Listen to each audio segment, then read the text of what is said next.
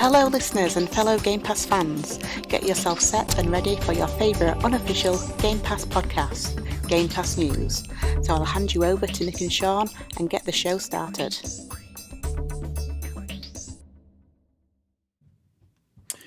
Welcome to Game Pass News, recorded live Thursday, December 29th, 2022. The last one of these things for this year. I'm Nintendo, one half of the awesome GPN crew, Mr. Sean Abbott, the man with the IKEA plan from across the pond. He's the other half. Today, we look back at 2022, peek forward to 2023, and give you 10 games you should definitely at least try on Game Pass from this last year. You better sit down, buckle up, because Game Pass News is one crazy ride.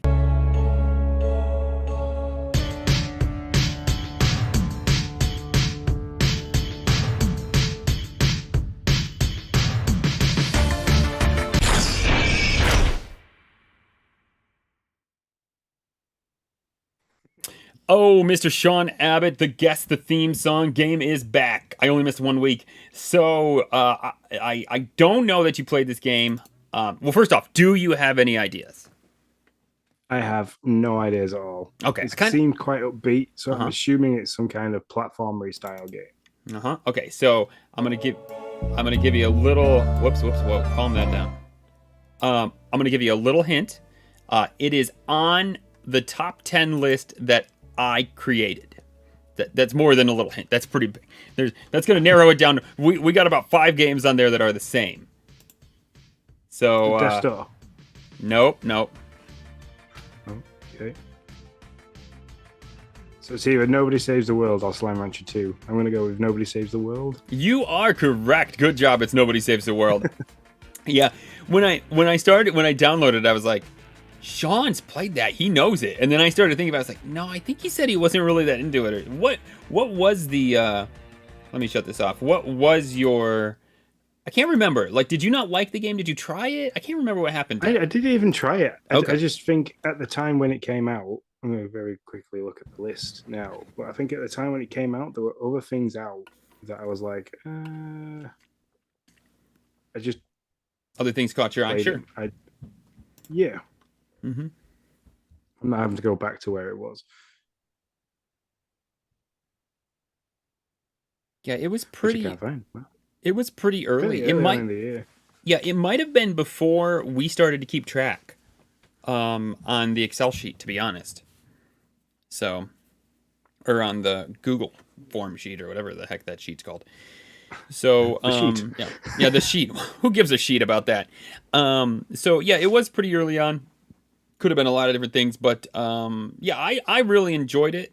It certainly had its own drawbacks, but it was fun.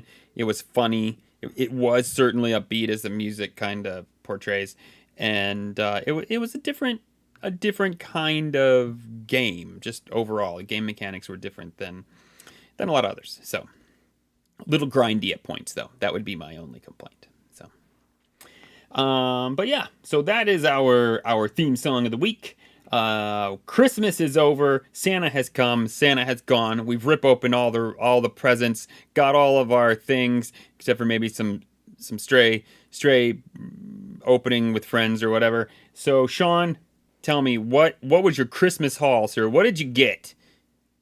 So video game, anything? Let me know. I did. I got Mario Rabbids and I got Sonic Frontier, which I haven't got around to playing Sonic yet. Just because I kind of got Christmas.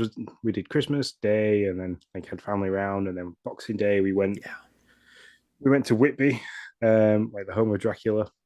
We went and watched loads of idiots run into the sea at like 10 o'clock in the morning at -1, which was crazy. We've got Lindsay's grandmother's ashes are spread up near the Abbey, so we tend to try and go every Boxing Day and say hi and have a walk around the church and stuff like that. And then the day after Boxing Day, I was at work, so I kind of haven't had any time with the Xbox really over Christmas. But I've been playing a lot of not Sonic Frontiers, a lot of Mario Rabbids, and been very much enjoying it. Gotcha. Other things that I got, the usual Link's collections from people. Mm-hmm. I got my Blink-182 tickets because I have to go see them in October Oh, next year. nice.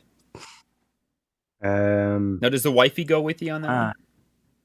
yeah, she's Yeah. definitely she's a big fan as well. Is she? So, Cool.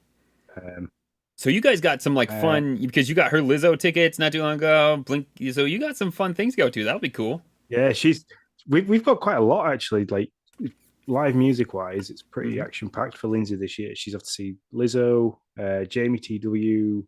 She's off to see the Rocky Horror Picture Show live. Nice. Blink with me. Cool. We've got Hot Wheels Monster Trucks in 2 weeks' time with Logan. Oh man, he's gonna love that. So we got quite a bit. And then I got the other thing that I got, which is going to sound really weird. I got a 90-minute session in a sensory deprivation tank. Okay. All right. So is this just to challenge yourself? Because I've heard like this is what I believe like Secret Service people do, or like like our military goes through to make sure that they can handle like mental stress. Like I've heard this can be pretty tough. Like what's the point in this? Like, it just sounds so appealing to me. I mean, does it? like Okay. I work in a noisy environment. Sure. I have 3 kids. Always busy doing stuff. I'm either either in the gym, out running errands, looking after the kids, or then I'm at work where it's just busy. It's nonstop on like radio calls, and there's just the constant hum of everything running. I very much don't have much time for silence. So I want to get in this thing, and it's meant to be at body temperature. It's got loads of Epsom salts in, so you float. They close the lid, and like you can either have it lights off or lights on. They can like play relaxing music, but I am literally going to get in there, lights off, just float, and be left alone in silence for an hour and a half, and I'm going to enjoy that. I can't wait. Dude, you're gonna have to tell me how you feel after this. Like I want to know more after you do this. 100%. I want to know like what I don't know what do you think about for 90 minutes when you got no sensory whatsoever? Like this is so intriguing to me. Yeah, I can't wait. So when are you doing this? I want to know. When are you gonna do it? So some people say like they start to see colors. Just like really big, like basically you have very vivid visions, like because obviously you can't tell if your eyes are open or closed. You can't tell, like, there's no concept of time, so you basically just go into your subconscious and whatever comes out. So I'm kind of hoping that there'll be some obviously relief for stress, and then just I don't know, see what comes of it. Yeah, it's always like people say like there's the room on, like somebody's created a room that's like it's the most silent room in the world, which measures at something like minus 15 decibels, and people say like they can't do more than an hour in there because you start to be able to hear your own blood running around your body. See, and it's like that's the kind of stuff I've heard, like that special forces has to go through this because it's like it can be a mental stressor. So that's kind of why I was like immediately like my interest was piqued on how it was going to help you. Sensory deprivation is different. It just there's no sound, but it's not soundless. Okay. So obviously, there's the sound of you moving in the water, but the water is at the same temperature as your body, and because you can float in it, you feel weightless. And then you take away like your sound and your vision, and you're kind of left with just yourself. But it's not like to the point of minus 15 decibels where like you can hear your own blood flowing. But that I'd be interested in giving that a go because it's like it's easy enough to sit there. I mean, yeah, I would give it a shot. I wouldn't sit here and tout that I would last very long. I might freak out right away. Who knows? But yeah, I'll be interested when you do it to see what you thought of it, or like if you're like, oh, I'm gonna do that again, or whatever. So that's interesting. I don't even know if we have anything like that around here. I'm kind of interested just to search to see if there is something like that around. So yeah. And then the last thing I got was, I don't know if you remember the board game growing up called Mousetrap. Oh yeah. Yeah. I never had that as a kid, and I always wanted it. It was always on my list, and I never got it as a kid. So Lindsay's bought me Mousetrap to play. I don't know that I ever played it as a kid either, but that is that's pretty awesome. Also, didn't you get a camera for your Christmas, or was that not for Christmas? I got the new webcam was for my birthday. Oh, for your birthday. Okay, that's it. Because it only hit me because I saw it like readjust, and I was like, oh wait, he got that too. So yeah. Yeah, that's the issue with having a birthday 8 days before Christmas. Everything tends to overlap. So. Yeah. Actually, that was it. It was. Go ahead, sorry. A small haul, but I had quite a bit like for my birthday, so this kind of happens. Mm-hmm. That's cool.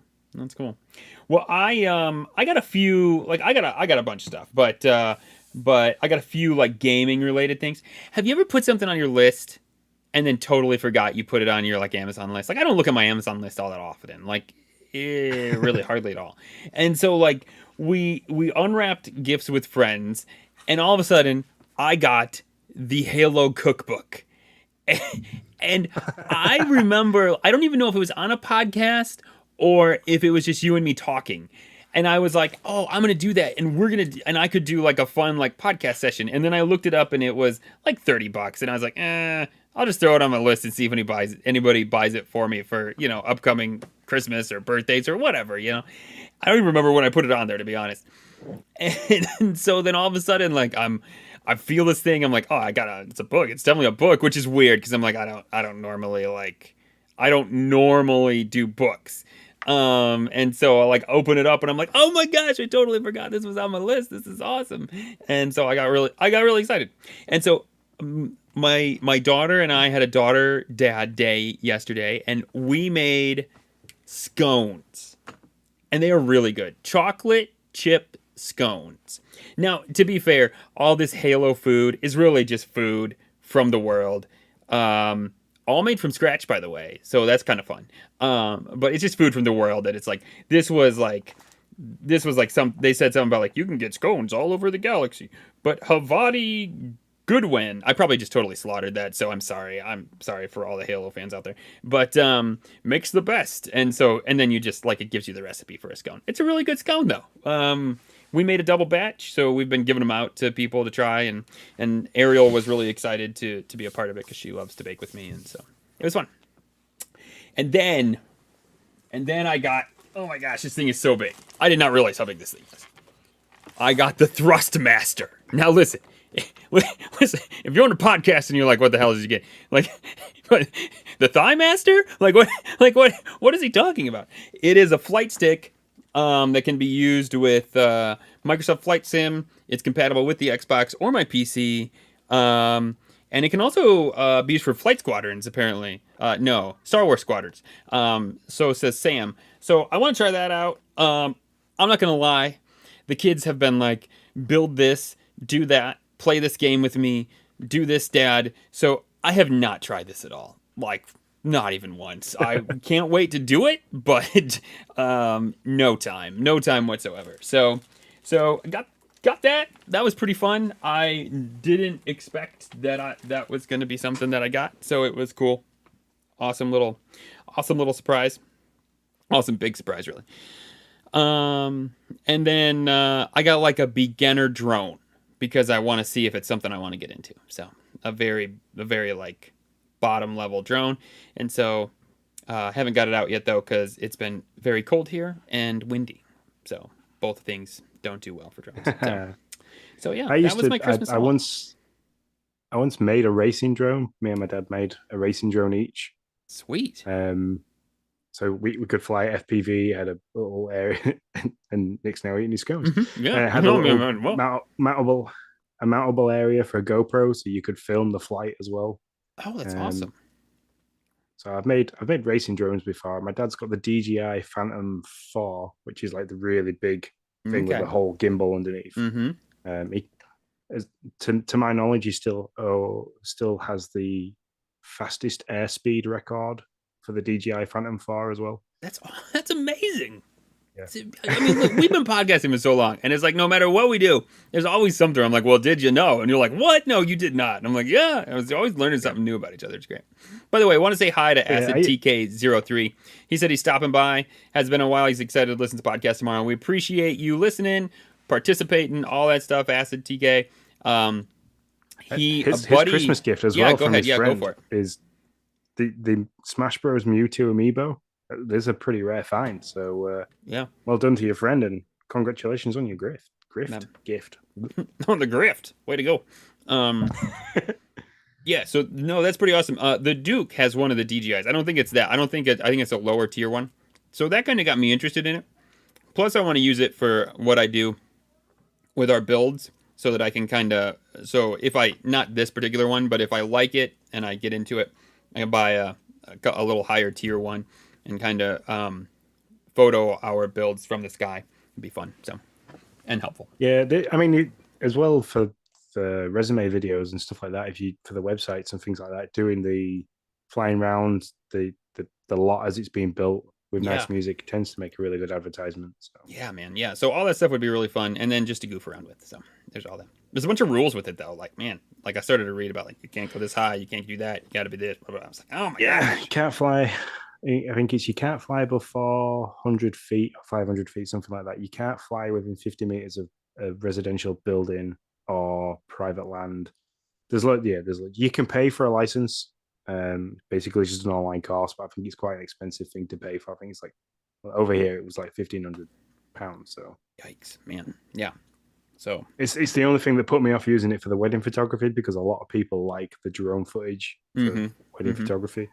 But yeah, it's just paying for the license. We don't do enough of it to warrant me buying the license. So yeah, I'm sure. Yeah, from what I was reading, I could use it for what I want to use it for, as long as I don't sell it. As long as I don't sell the footage. Like, I don't try to make money off it. I can use it for advertisements for what I'm doing. It can't be like, oh, I'll do that for you and then I'll sell you the footage for this amount of money. So anyways, that's Drone 101 podcast. Feel free to help me the next thing. Let's not drone on about that. Oh, that was so good. What a great dad joke. I love it. New Year's coming up, man. What's your plans? What's your traditions? What are you doing? I'm at work. So for those in the UK that listen, I will be at work providing your electricity for New Year. So, put all the lights on, put all the ovens on, use as much electricity as possible. It keeps me busy. It'll make the night go past. I love it. But yeah, that's it. I think Lindsay's potentially having her mom and sister around with the kids and stuff, and they're all going to crash here. But nice. Yeah, it's just one of those unfortunate things of being a shift worker. I'm at work. So. Yeah, that is a bummer. How about you? We're gonna have some friends over, and just play some games, have some fun. By the way, I got Oregon Trail for Christmas as well. That game, for any of you who loved, I don't know, do you know Oregon? Did you ever play the game Oregon Trail? Yeah. I played the digital version. Yeah. That's where it comes from. I mean, literally, like when you lay down a trail card, it says press spacebar to continue, press spacebar and grab a calamity card. So yeah, it's got the digital look of the game and everything. I mean, they did a really good job. And it's so much fun. You just, you're laying these trail cards, you're playing. You might pick one up, be like, roll a 2 to ford the river, or roll to see if you can ford the river. If you roll a 2, you die, you drown. And I've died of dysentery. I've died of a snake bite. We've played it 3 times. We did make it to Oregon this last time, so that was cool. But yeah, it's so much fun. You put all the members that are playing on this card, and then when you flip the card over, you erase them. When they die, you erase them and you put them on a tombstone on the backside. It's a ton of fun. Like, it's just like they did such a good job, like, capturing that game as you played it. So I bring that. I thought of that because we're gonna be playing some games and just having some fun doing that. I will miss you, because in years past we have spent New Year's together on Animal Crossing. Yeah. So I am going to be taking the Meta with me, the Meta Quest. The guys have kind of requested that I could bring that in. We're going to try and play some games while we're at work if it's not too busy. We'll probably get something to eat as well. So it's not to say I'm at work, but it's not that bad, because the guys that I work with are like a great, really good bunch of people to work with. And we'll probably end up messing about, doing that, have a laugh. But obviously keep everything serious and safe. So just in case people are listening. So stay off the electronics, you UK people. Just stay off so Sean can play his freaking MetaQuest, okay? Don't use any electric all New Year's Day or New Year's Eve. No, I'm just kidding. All right, so that is. And as for that's... traditions, Oh yeah, go ahead. like if going forward for traditions, I do want to try and pick up where you left off with the completing games, because I feel like I pick up a lot of games in the whole buffet of Game Pass and then end up finishing them. So I kind of want to start doing it. If I pick up a game, I'm going to try and either pick up games that I'm very, very interested in, or if I pick up a game and I'm not as interested in it as I could be, force myself to play through it. So By the way, I just checked because I couldn't remember. 43 games, and I don't foresee me getting through any more in the next one day. Uh, 43 games in 2022 I beat. I'm very, listen, I'm not sitting here like, I am just really proud that I was able to do that. I went from probably like beating 7 games, where, as I've said before, I walked away from Game Pass, not walked away, but I walked away from that year with Game Pass being like, nah, man, I don't feel super like, I don't feel like I did what I wanted to do as a gamer. Like I don't feel like I've done anything. And so that's when I kind of took it on this year, being like, I want to beat games. I want to see games through. And so, yeah. And not all those were Game Pass games, but all together, 43 games. I mean, if you look at the stuff that you had from True Achievements, you played 54 games, and 49 of them were Game Pass games. So if you want to go on completion rate of games that you played with Game Pass, it's pretty good. So some of those are Nintendo games though. So yeah. But either way, I enjoyed it. I got the whole, and I enjoyed doing the list too. Being able to look back on my list and be like, oh yeah, I totally forgot. I probably beat more than 6 games in 2021. I just didn't remember. I didn't write it down. I didn't put it anywhere, so I didn't know. But it was great to go back and look and be like, oh yeah, I totally forgot that I beat that game this year. That's great. Like Breath of the Wild. I was like, oh yeah, I beat that game this year. Finally. Yeah, finally, yeah. So yeah, there you go. All right. I'm also hoping that the Dads After Dark do the Chubbies bracket in the new year as well, because I need somebody to come. I found it easier to lose the weight while competing. Oh yeah, I'm sitting here eating a scone. I need it too. I'm sitting here podcasting with you, eating a scone. I'm in for the Chubbies bracket. Don't worry. I had two giant pieces of Yorkshire Brack before we started, so I wouldn't worry about it. Mm-hmm. There you go. All right, on to the top stories.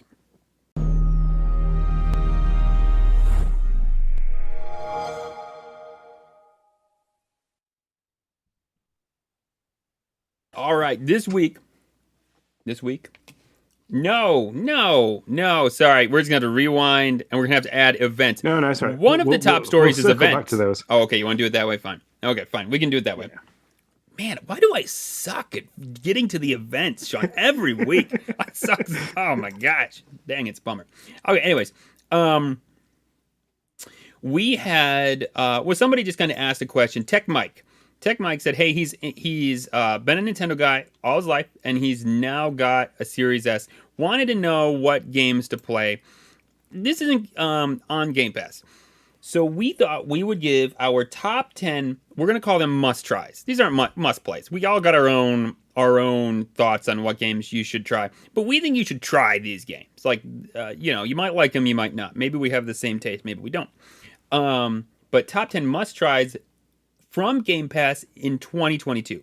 So these games may have came out in 2021 or even longer ago than that, but they are new to Game Pass as of this year.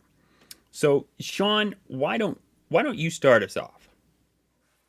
Yeah, so this is in no particular order for both of us. It's just kind of like 10 games that we can, as we were chatting before we started, and like what we came off the top of his head. But for me, there at the top is Tunic. If you like Zelda games, if you like puzzle games, I mean, if you're a Nintendo guy coming to Xbox, this is probably one of the first games you should pick up and try, because it's going to have all that Nintendo feel, but with the graphical enhancement of your Series S. Mm-hmm. Yeah, and this is also on my list. I would say, yeah, I couldn't agree with you more. If you're a Nintendo fan, then this is a definite must play. It comes with hard bosses and harder puzzles, in my opinion. Sean did it all on his own and didn't look up a thing. I looked up everything, just the opposite of Sean, and but we both finished it and had had our own fun in our own way doing it. So yeah, definite Yeah, must try. mine involved lots of pieces of paper and lots of rubbing out. So For sure. The next one on my list, Disney Dreamlight Valley. Listen, this is the game I've put the most hours into. You're gonna know right away, like if this might be for you. You're gonna know if it's like this is a must try for you or must not. I mean, it's an Animal Crossing like. As an Animal Crossing fan, I would say Nintendo needs to be looking at what Disney's doing here. They keep bringing out updates. They keep listening to their fan base. They keep changing what they want to see. It's not always pretty. Sometimes they need to do updates to make stuff work. But man, they are upfront with what doesn't work, and they are quick to patch, and they are ready to change things that the player base wants to see change. I have loved what they've done with this game and continue to enjoy my time with it. So. yep. I mean, I enjoyed what I played of it, and then I ran into what I thought was a big issue in terms of and I never got back to it. And I probably won't now because I've got 2 games to play and a lot of Warzone to get through. So, the next one on my list is Forza Horizon 5. It's a great entry level racing simulator. You can make it as difficult as you want or as easy as you want. You can make it very arcade, where it gives you all the braking lines, all the course guidance that you want. You can raise and lower the difficulty of the AI and things like that. And you can also race against the ghosts of me and Nick. So that's always fun. Yeah. The Hot You'll Wheels beat my update ghost real easy. it. Don't worry. That'll be easy. Easy for you. The Hot Wheels event that they launched, which was free DLC with the game, is fantastic fun. If you're a big Hot Wheels fan, there's a lot of nostalgia in that, and the fact that you can race around in the sky on Hot Wheel tracks is great fun. And they are constantly adding more and more content to it. Like I think over the festive period, they gave away a Lamborghini just for free. So. Yep. I'm not a racer, so I don't play this that much, but as racing games go, I have a lot of fun when I do play it. So, and the Hot Wheels stuff, I really want to show Noah. I just keep not having time to do it. So, oh, my turn. Sorry, my bad. For both of us, or for me, High on Life just came out. I actually have not beat it yet. I'm about probably halfway through, a little bit more maybe. And it's just a unique take on a first-person shooter, to be honest. It's like a comedic first-person shooter. It's fun. I enjoy it. It's everything I thought it would be. I don't know. That seems to not be the take on the internet or with critics a lot of places. But for me, it was everything I thought it would be, and I have enjoyed my time with it. I don't even know if this is fair to say complaint. My only complaint would be that the continual cursing sometimes gets even to me. And I don't have a problem with cursing in games, but it's just like, it's a lot. And so definitely for me is not a game that I would play around my kiddos. But other than that, it's funny. It's fun. The story's always hilarious. It looks great. Plays well. Mechanics work fine for me. So love it. Yep. That's on my list as well. But the next one for me is Bug Snacks. And I think this is on your list as well. Yeah. But this, again, was a completely different take on a game genre that we'd never seen before. Hilarious comedy in it. It does get a little bit dark in places. So it's not... Just the end. It's not... Yeah, it's not 100% safe for kiddos. But, it's good fun. It's got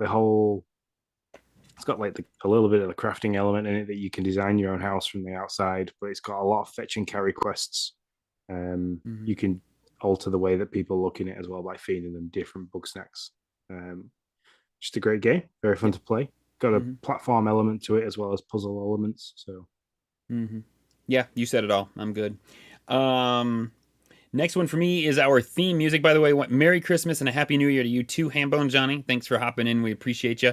Hope you have a good one. Can't wait to hang out with him next Friday, I believe it is, for the Fantasy Critic. I think we're both going to be there. Well, I don't know about you. You might have to set up your lineup because it'll be like 3 a.m. for you when you'll be drafting for the Dad's Fantasy Critic. But But anyways, Merry Christmas and Happy New Year, man. The next one for me is Nobody Saves the World, our theme music. That game just had an innovative game mechanic, fun music to me, great art style, a pretty good story, and so it sticks out as one of my fave games on Game Pass that I played in 2022.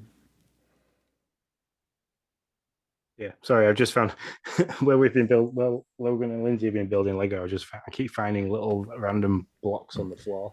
Oh, Keep having to pick them up don't and put step them or on. sit on them, man. Man, death box. This one was a tiny little flame for a candle, so Oh, wouldn't nice. be too bad. Nice. Next on the list for me is Somerville. If you've ever played Limbo or what was the other Inside, if you've ever played those on mobile or even I think they're available on the Switch, Somerville, you'll enjoy it. And John did a really good job of describing it in the Xbox series that he's done. It's very much an interesting take on the 3D side-scrolling game where there's a bit more of an element that you can move around a bit more. It's a bit more colorful than previous games.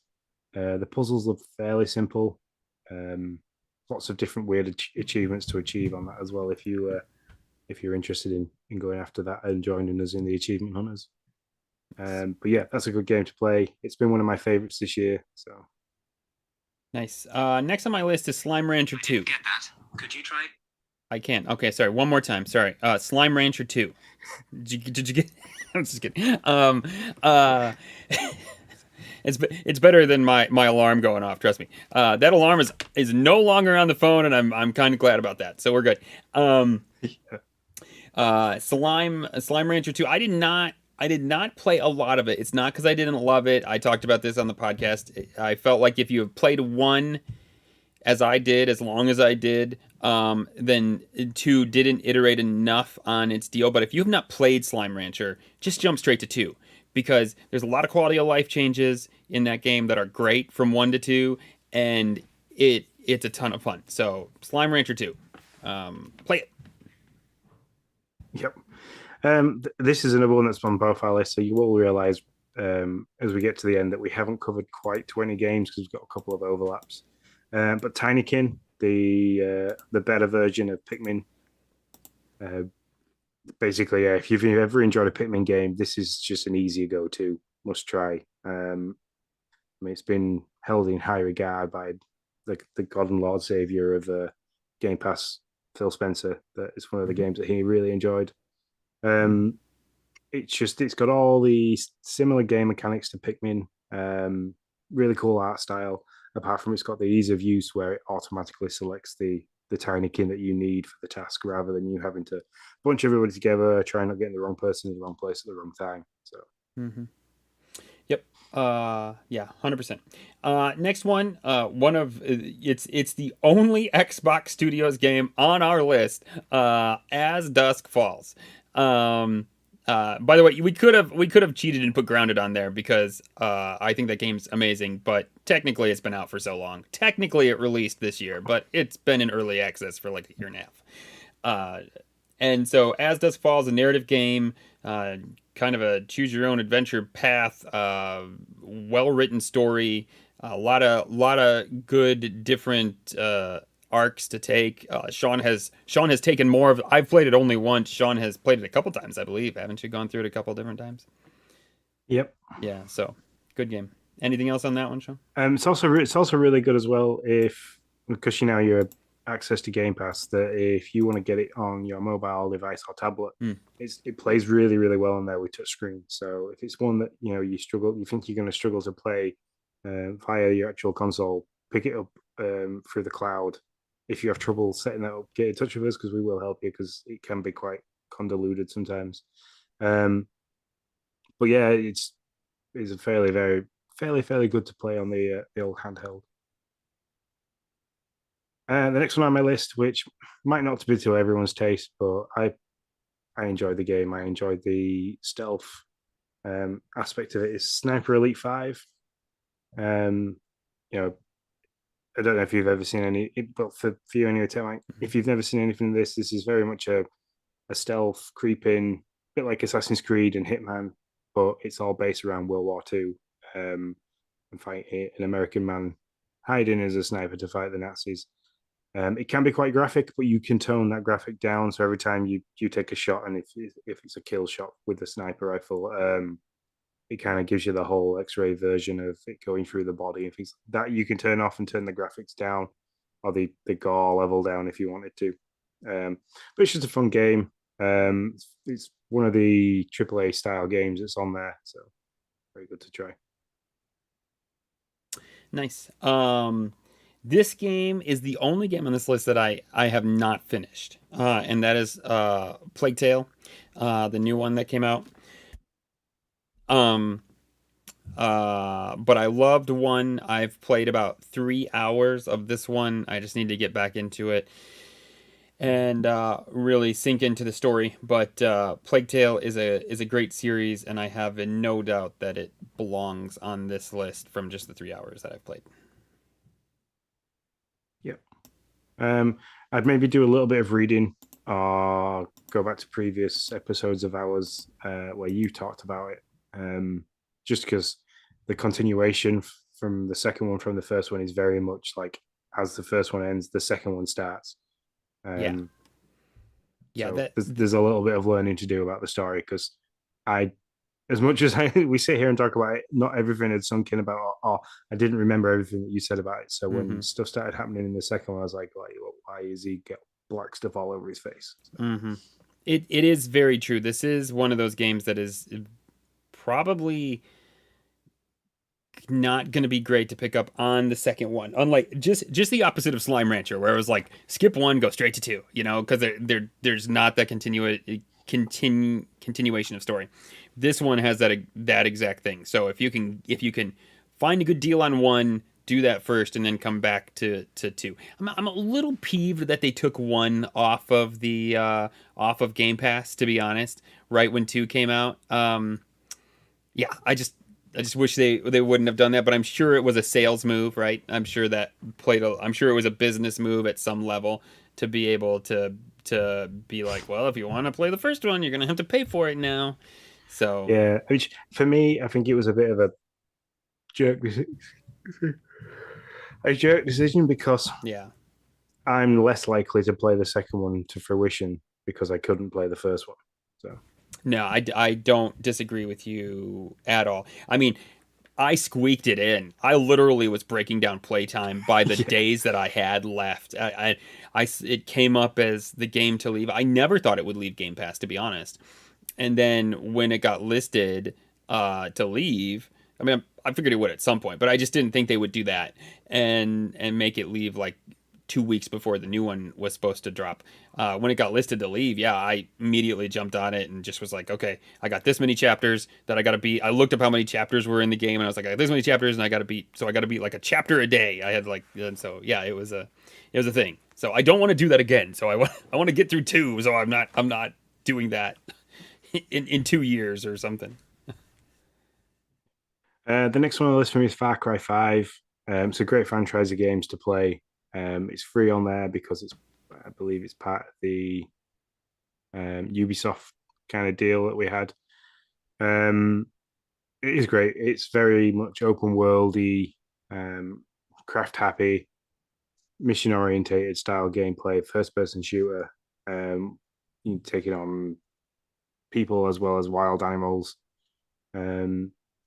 I played a lot of the other ones all the way through, but didn't play this one all the way through just because it became very much same old because of previous ones. But if you've never played a Far Cry before, it's good to pick this one up because it's free.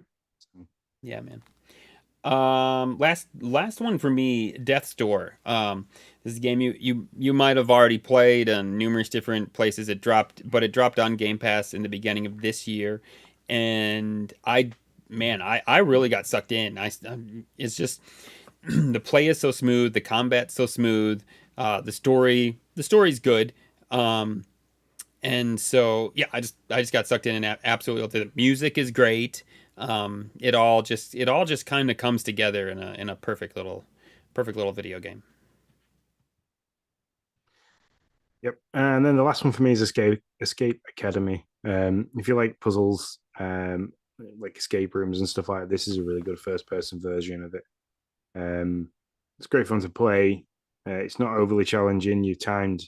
There is times on the rooms, and if you beat it within the time, you get extra bonus points and rewards and stuff like that. So it's just a little fun one to play. It's one that I keep diving into every now and then, but other stuff always pops up because that's what Game Pass is like. That's right. That's right. The only thing, this isn't on my top 10. I just want to mention this because we're not RPG fans. I mean, Sean and I might play one here and there, but it's not our main genre. And Chained Echoes, which just came out in December. Techmike, if you're an RPG fan, check out Chained Echoes, because that has gotten rave reviews from podcasts that I listen to, from Open Critic. It's in the 90s. It's kind of like an Octopath art style type RPG, and people seem to really be loving it. So if RPGs are your thing and you're like, well, they didn't mention any, check that out. And Iodine Chronicles as well, if you like. What was it? Live combat. Mm-hmm. Yeah, action RPGs as well. Yeah, mm-hmm. Action RPGs. Yep. So those are our must tries for 2022 on Game Pass from Sean and I. Now we're just gonna chat a little bit grading Game Pass in 2022. Not Xbox, Game Pass. It's important difference here. Okay. Yeah. So Sean, if you had to give a letter grade to Game Pass, what would you give it? Can I split this depending on? Sure. I mean, what do you want to do? I don't care. There's no policies here. You just do what you want. So grading Game Pass on the amount of games that they brought that are their own, it's just an F-. They absolutely flunked 2022 because they didn't bring enough. The two games that they did bring were great. Were they? Pentiment? Yes, Dusk Falls was fantastic. Yes. Yeah, okay, yes. One of the two games. That holds it. So, okay. So one of the two games that they brought was fantastic, which, like all the way up there for As Dusk Falls, which I'll come into how I grade it overall. But Pentiment, no. I can. The NyQuil of video gaming, in my opinion. But if you loved it, yeah. I'm very happy for you. Have a great time. But man, that's all I gotta say. That was difficult. But to grade it overall, like we were chatting before we started about all the different games that they played in 22 and should they make this list and shouldn't they? And there was a lot of games. There's a lot of games that came out in 22. There were a lot of great ones. So overall for 2022, I'd give it like a B+. It wasn't quite into the A category because we were missing some bigger games. There's a couple that like Starfield, which dropped out in got pushed to 2023 that should have come out in 2022. And I think there was two others as well that kind of fell by the wayside. One that even got mentioned and never actually came to fruition, hasn't been mentioned again since as well. So yeah, you're close to where I am. I do think the story of Game Pass in 2022 is that it not only stayed alive with no first-party titles, or very few first-party titles released on it, but it stayed relevant, which I find very interesting. Whoever's job it was in Xbox to pick up titles for Game Pass deserves a hella raise. I don't know if that's Phil. I don't know if that's somebody else. I'm not sure. But whoever job that is, he did amazing, because every week there was new games. They were high. They were, big enough that they made people say, "Oh, did you see what's coming on Game Pass? That's cool. Yeah, that's cool. That's great." And I mean, sure, there was that undercurrent of like, "Well, it's not a first-party title." Blah, blah, blah. And sure, that's fine. You can do that all day long. We will tell you it's an F-. Xbox Studios gets an F- for 2022. 100%. Wouldn't disagree. Wouldn't even try. But big red letters, see me. And yeah, that's right. Yeah.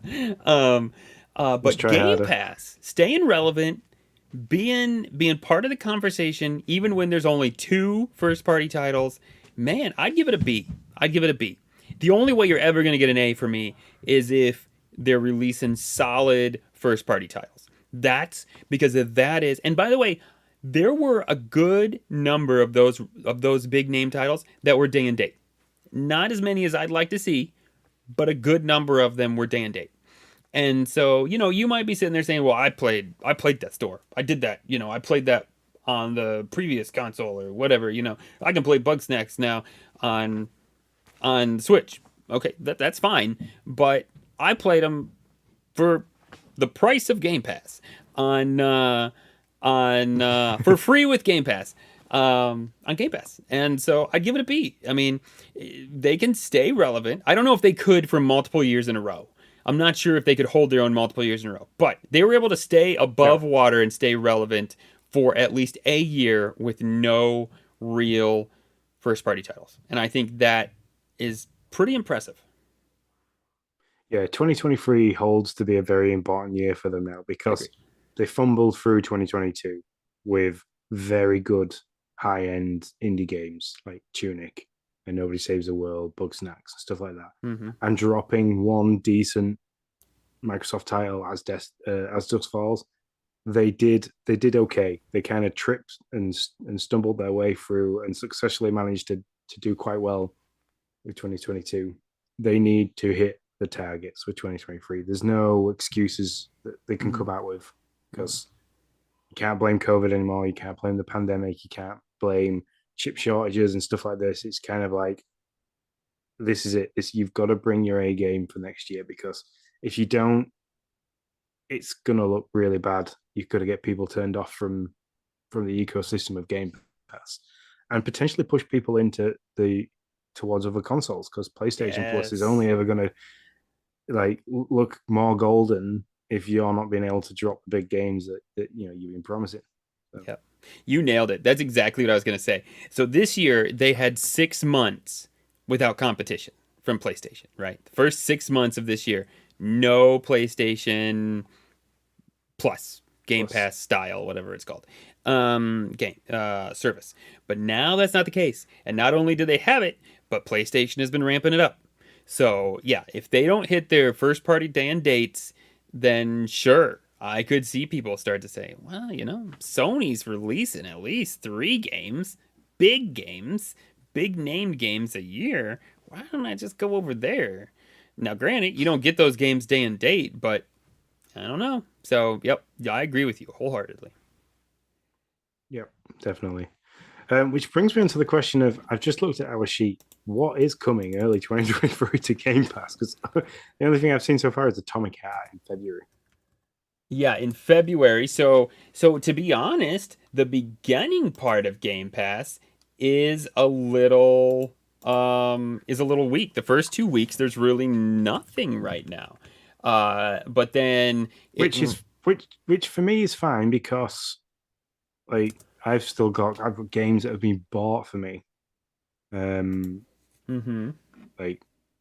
play yet. So yeah, but then starting in the mid of January, stuff starts to pick up. You get Persona 3 Portable, Persona 4 Golden. Those are January 19th. January 20th is going to be Monster Hunter Rise Day. I'm kind of excited to jump into that. I was bummed to hear it wasn't cross-platform, because I really thought maybe we could get some of these Switch players to kind of, be my guide and help me figure out how this monstering worked. Because I could see Monster Hunter Rise, if I do like it, I could see it being a game that I'm like, I'm going to hunt one monster. I might only do it I don't know, 2 or 3 times a month, or something like that. But you just kind of play and have some fun every once in a while. But I know that the menus can be daunting, and so I don't know if without a little help if I'm going to actually get into it. So we'll see. And then January 31st, we have Age of Empires 2 Definitive Edition and Inkelnati. So that is all we have in January. To be honest, it's kind of a weak month, but, that can change in a heartbeat with one post in the beginning of the year from Microsoft. But right now, that's where it stands. Yeah. And I'm kind of got my fingers crossed and hoping that there is going to be that one post. I'm kind of hoping that they're going to go, hey, look, okay, this is what we've been, we haven't told you about this, but as of random date, mid-January time, you're going to be able to play this really big game. Here you go. This is this is how we want to kickstart the year. But I can't see it at the same time. So Yeah, I am not certain if what we're gonna get, but we need it. They need to come out in the beginning. Well, and this is kind of, we've talked about this before, but in a first party style, they need to come out and chat about a roadmap of these games and when they're coming out for Starfield and Redfall and their games that they've promised. So yeah, there's a lot of games in early 2023. Games like Party Animals and Infinite Guitars and Lightyear Frontier and The Last Case of Benedict Fox, Valheim, Planet of Lana, Guilty Gear Strive. Some of these are bigger than others, some of them not so much, but yeah, we need dates for some of these things, and we need to start. We need. I don't know if we need to. Yeah, we need to start filling out January. It's December 29th. I don't know what I'm thinking. Yeah, we need to start filling out January. So definitely. Yeah. And that. Sean, do you wanna chat about Acquisition Watch? Because I don't know much about it. Well, you've kind of, I mean, you've got to the point where most people have got with it now, where it's kind of like, oh, yay, this was all exciting and new, and we're going to get this, and this is going to be awesome. And now it's kind of just turned into a mudslinging match between two really big console developers. This time coming from Microsoft, fired towards Sony. So there's been reports coming from, I believe it is Korea Xbox News that this has come out of. I think it's been part of the paperwork that has gone, like, that they've had to hand in to kind of get the acquisition granted in that country. But there's been fire from Microsoft saying that Final Fantasy 16 and Silent Hill 2 remake will not come to Xbox consoles because Sony have gone to these third-party publishers and said that, like, we will have your game on our console, but you need to exclude the availability of this on Xbox. So basically, we then enter the realm of what is exclusivity and what is exclusion. And to me, exclusivity means that you get access to the game early. So, like, you not like Gears of War and not like God of War Ragnarok and stuff like that. But for me, exclusivity means that you get 3 months early or you get 12 months early, like, of it only being available for that console at that time, and then it rolls out into other ones. Where exclusion to me is this game will come to our console, but will never go to the other consoles. So it's entering a whole new branding of games. So it then changes things like God of War Ragnarok, Spider-Man, The Last of Us. To me, they're exclusion games now, not exclusive games. What the heck? Oh, listen. Okay, two things. One, I want to start with. You are totally right. I am interested in the acquisition business side of things. Once the businesses start slinging, I'm a little like, oh gosh, here we go. Like, I don't really want to go back to the 90s with Sega and Nintendo and blah, blah, blah. So yeah, I do tend to, like, tune out the slinging. But this doesn't make sense to me from Microsoft. To be honest, I feel like the last few podcasts I have been this way with Microsoft, where I'm like, I don't understand what's being done here. Like, yeah, it does seem like, yes, they do exclude we were talking about how Microsoft excludes games has a history of doing that from people from developers they've taken over, like Bethesda. And I was like, they do. And here's the same, like, I don't care. What's the difference between an exclusion and an I mean, I get the difference, but to a gamer, what's the difference? Let me put it that way. To a gamer, what's the difference? If Microsoft gets a game and they say, listen, we'll pay you $1 million, I don't know, I'm just throwing a number out, $1 million if we can have that game for a year, or maybe 5 million and we always have that game. Rather than if they say, we'll pay you 5 million if it can't be on Sony. Who cares? What's the difference? It's the same thing, is it not? It's just saying it a different way. One's getting it, Yeah, one's not. To me, exclusion sounds more negative. So when That's you say true. it's a PlayStation exclusive or an Xbox exclusive, it has a less negative, I don't know, a less negative feel to it. So, Spider-Man is exclusive, is a Sony exclusive. That's fine. Sony developed it. It's theirs. It's on their console. It's exclusive to them. So, it's the bonus of buying a PlayStation. You get to play Spider-Man. But to then turn it into an exclusion, which you could flip Spider-Man being an exclusion game. Yeah, you could. It's an Xbox exclusion because it's never going to get there, and it has a negative feel to it. So it's a very, very dirty way of Sony saying, look, we want to make Silent Hill 2 remake exclusive to Sony only by excluding Xbox. It's kind of like it's a very dirty trick that they're playing. And if this is true, I'm not happy with this at all. I don't want to see this as a game. I don't want to see somebody exclude, especially going out to a third party. It's fine if it's in-house. If it's an in-house developer that you own, like Sony has, like their own stuff, that's fine. Make it exclusive for your console, for your demographic, for your, the people that own your console. That's fine. But don't be going out to other publishers and developers and saying, we want your game, but we don't want it to ever end up on this one because, they're our competitors. This to me is, if this is true and it's going back to the FTC in the US, this is the kind of stuff that then really splits hairs, and it's morally wrong as well as potentially legally wrong for me. I don't know anything about. I just don't see it. Okay, so here's where I would start to nitpick, and this really is just me creating my own line in the sand. Here's where I start to see an issue, is if like Sony goes out. Okay, let's say, I don't know. Sony goes out to a game. I don't want to pick a game because that wouldn't make sense. Sony goes out to a game company, and says, listen, we don't want your game. Like we don't care if you bring it or don't bring it to us. We're not going to pay you any money to bring it. But what we will do is pay you money to not bring it to Xbox. That's a little, but if they're just paying money, it's like 6 of one, half of the, however you want to say it. Wouldn't it be funny if the showcase in January was like 11/11/23? Because I think that's when I literally think that Starfield's coming out. 11/11/23. Starfield coming out. How would you say that? Excluding Sony and Nintendo.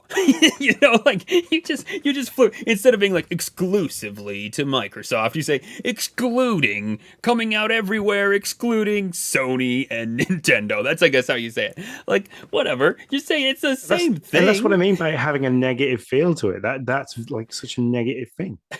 I guess it is. Yeah, sure. I mean, it does. Yeah, from a PR standpoint, it doesn't make sense. You wouldn't say that. It sounds better to be like, look what we have, instead of being like, look what we aren't letting other people have. Because you're right. That's what you're saying. You're like, look what other people can't have because of us. So you're right. From a PR standpoint, it doesn't make sense either way.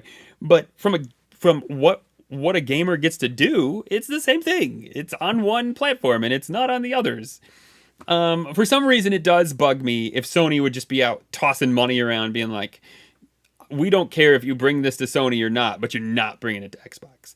That doesn't seem fair. But if you're just saying, listen, we want this to exclusively be on our platform because we really like what it is, and we don't want it to be other places because we think it'll sell our consoles, then that's pretty much what companies have been, video game publishers have been doing, these console people have been doing from the beginning. That's fine. Yeah. I don't know. I don't know. It's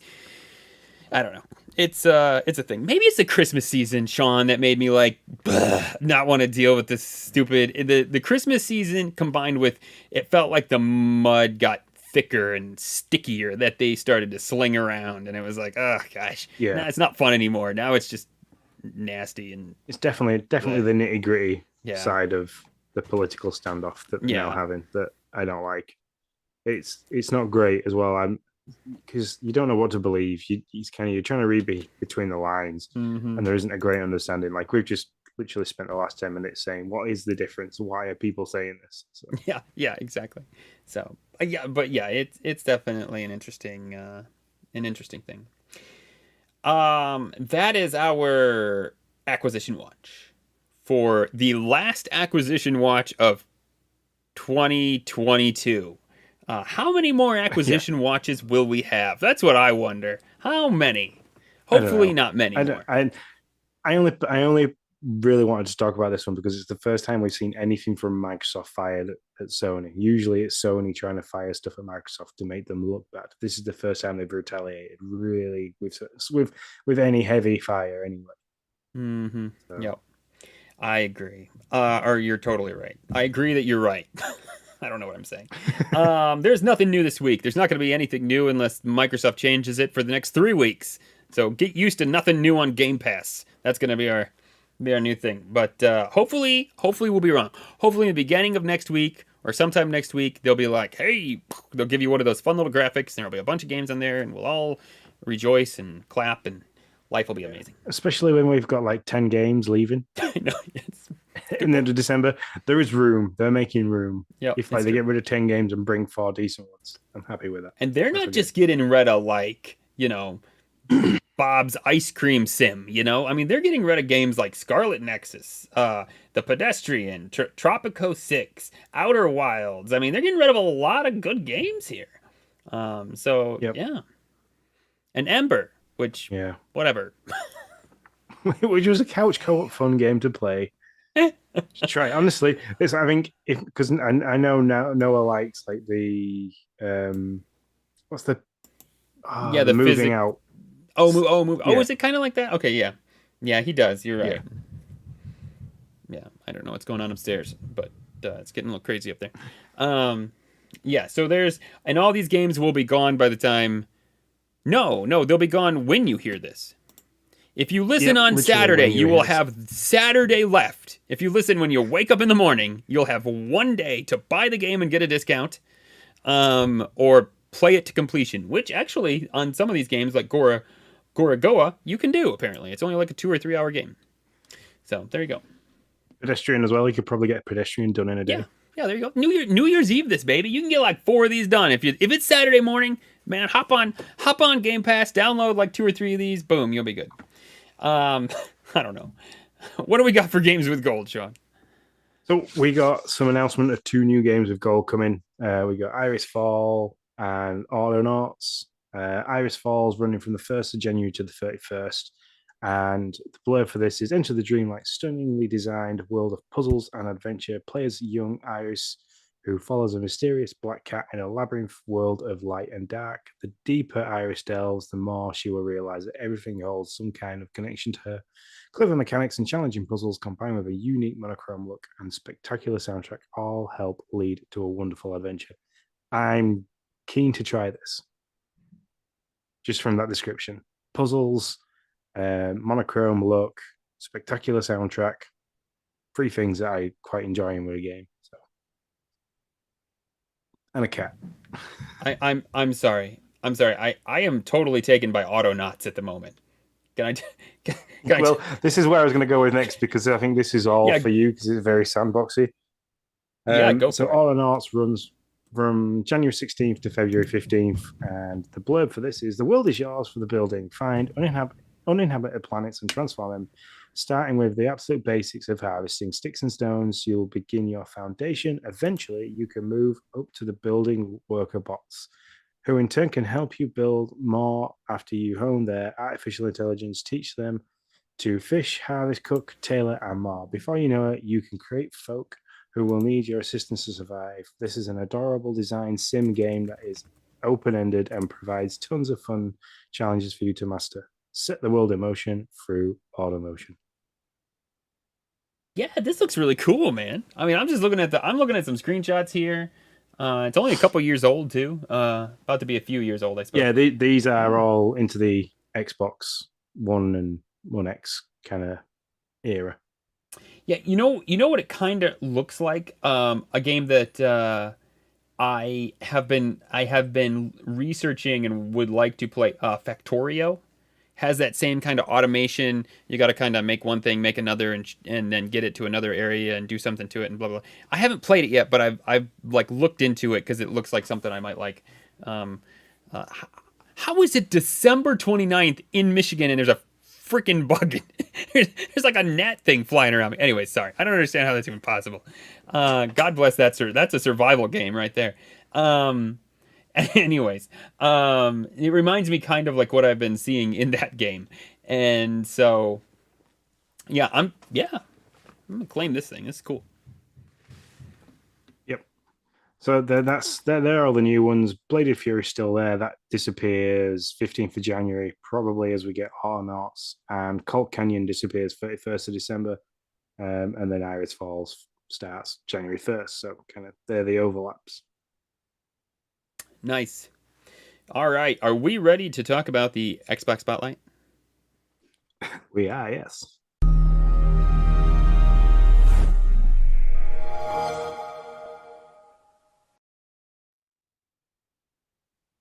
Xbox Spotlight is where Sean and I talk about the games we have been playing this week. Do you want to go first? Yeah, I can go first because I have played 0 Xbox games. I've been playing a lot of Mario Rabbids because obviously I can take the console with me to work.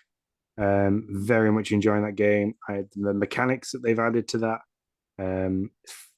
absolutely fantastic. I'm at the point now where I've got one more thing to do in the first world, and I've got maybe 5 or 6 things to do in the second world, and I'm making a purpose-built point to try and 100% everything before I move on because it's just it's the way I play those games. I didn't do it with the first one, and I kind of like rushed through the story and then went back and started to 100% everything, which I think was a long way around of doing it. So this time I'm taking my time, taking very long bites of the cherry with this, and playing it to fruition that way. You're going to get me back into this, Sean. That's what I've realized. Because I was thinking you were going to say you were way past where I was. Because I have what I believe is close to 100% of the first world. Close to... I got a few things left to do in the second world before I have 100% of it. You are going to get me back into this because I'm going to want to keep up with you so that we can chat about it. Yep. So I will... Yep. I have ditched playing with the kids. Yep, that's what I'm going to do. The only thing I've got left to do in the first world is fight that giant Goomba, which I started doing this evening before I went and picked Jay up from work. And it's hard. So I'm having to... I thought, I'll be able to breeze through this. And no, that giant Goomba is freaking huge. Mm-hmm.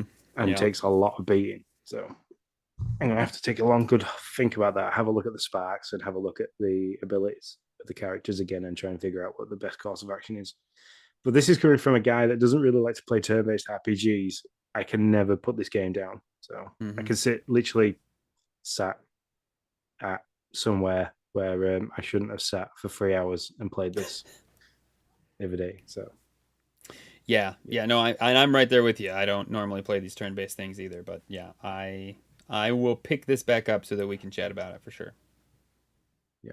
And then the only other game I've been playing is Marvel Snap. Back and forth with Max Power and a couple of other guys in the Discord about our current stacks and his cards and how different combos work. I'm finally getting my head around how you can create some very, very interesting combinations with different card types. But I've got to level 50 this month's Battle Pass. So I've kind of got all the different variants of cards that you can get, all the additional boosters that come with it. There's like maybe a couple more days worth of challenges left to do before the next one starts. But it's something that I play it every day for maybe an hour or two over the day. I'm very much enjoying it. So, but that's it. That's all I've been playing. I've kind of watched Logan play Yoshi's Crafted World, which I've already completed before, but it's nice to watch him play because he got that for Christmas. And Emily's knee deep in Splatfest on the she got Splatoon 3 for Christmas. So it's nice to watch her play that because I can now actually relate to what the Nintendo does talk about. Yeah. The kids love playing Splatoon 3. Ariel, and that's kind of their game. They wake up in the morning and they play that together, so that's kind of fun. I have started a game that is older, but you have talked about quite a bit. Human Fall Flat. I've been playing that with a friend of mine. So, and we've been having a real good time with it. Really enjoying it. So we've been playing through that. I have started Pokemon Scarlet, with my son. We bought that for him for Scarlet. not Scarlato, which is the one that Amazon sent me, the Italian version. Thanks a lot, Amazon. Really appreciate that. Had to send that back in a hot second, and go and get the right one from Walmart. And so I've enjoyed it. I mean, I think they've patched a lot of the bugs that people were showing in the beginning and how it was, really janky. It's not the prettiest game in the world, but we're not coming across anything like what I was seeing on Twitter when it first released. So that's cool. I will say it's got, especially when you're playing with a kid who is just starting to learn to read, and so you're letting him read and you read and you're trying to get through it. It has a very long tutorial where it's just keeps going and going, and it was like, and so we finally got to the point to where they have a let us free, and we get to do our adventure, and I'm really having a great time now. But man, that first, it took, I don't know how long it took. It felt like it took like 2 hours. Maybe it was less than that, but it was just like so much reading and reading to get to the school that you had to get to and the thing you had to do. And it was just like, oh my gosh. Sean, I'm the same way with you. You're not going to hear me mention an Xbox game. The Xbox game I want to get to and finish is High on Life, but I probably will do that next week. The wife this week and last week, the wife was home from work. The kids are home, so not going to play High on Life. The wifey doesn't want to listen to that kind of stuff, and not going to play in front of the kids. And so, yeah, I just haven't gotten to any Xbox games except for Human Fall Flat. I played that on Game Pass actually. So, yeah. So, really, I think that's been most of my week as well. I haven't played a ton of games. It's been the holidays, which whenever the kids are home, it's difficult to play Xbox on me anyway, because it means like having to take over the TV or try and get them to do something else. So they're not kind of jumping all over me kind of thing as well. So it's quite handy. They've got new Switch games, but then as well, Lindsay's been home. And we've either had friends around, we've had family around, so it's kind of, the Xbox kind of took a bit of a back seat.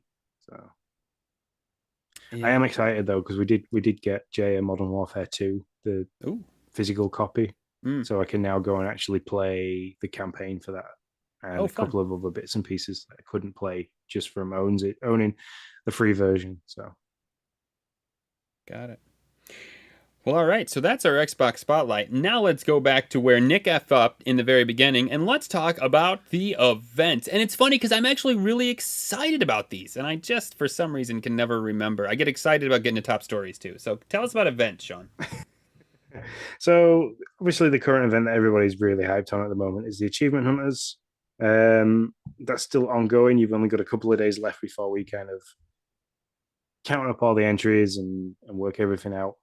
But as the current standings are, is Evil Zion is up in first place with 17,743 game score. I'm sorry, 17,000? 17,743. Yes, 17,000. Sheet. Wow. Congratulations, buddy. That's impressive. That's really impressive. Yep. Hammer and Johnny, Tim Barton, is in second place with 8,195. So he's nearly broken the 10K mark, which is quite cool. Followed by Hammer and Johnny in third place, who's overtaken the Mr. Jean Blanc, who, they seem to have been battling it out. So Hammer and Johnny's there with 6,655, followed by Jean Blanco at 6,640. And our very own Mr. Ninja Lunchbox, 5,620, and then the Google King following in behind that with 3,455. So you're doing well, guys. You are absolutely killing it on playing games to earn game score. So between the two of us, who's first? I gotta know who's first between the two of us. You are, I believe. Yeah? Let me double check this one again. I really didn't know, by the way. I didn't set you up for this. I had no idea. Sorry. No, I think by quite a bit as well. I think I've got 1,400 and you've got nearly 1,800. So. Okay. So, 400 points. Margin. So, yeah, a little bit, not tons. But okay. Yeah. You know how I got some of those? I was racking them up in Human Fall Flat. Like we played for like an hour and a half, and I probably got 100 at least. I should go back and look. But yeah, I kept popping off for achievements in that game. And I don't even feel like we made it too far. So, anyways, No, I'm kind of hoping Wednesday next week, the kids go to school. I'm saying they go to school. I think I'm working, which kind of sucks. I didn't realize that. But they go back to school Wednesday next week, and I'm the wrong month. So I'm kind of hoping to get into Sonic those then, because I know if I start it with Logan in front of me, he'll just want to grab it. But yeah, I'm at work that morning, so yeah. So I won't get into Sonic then either. Well, good job, guys. I mean, Evil Zion. Man, those are some crazy scores. So I can't wait to give away 3 months of Game Pass. And Evil Zion, you will be sure looks like, unless somebody plays an amazing amount of games in the next 2 days, be our grand hunter. So, but we'll see.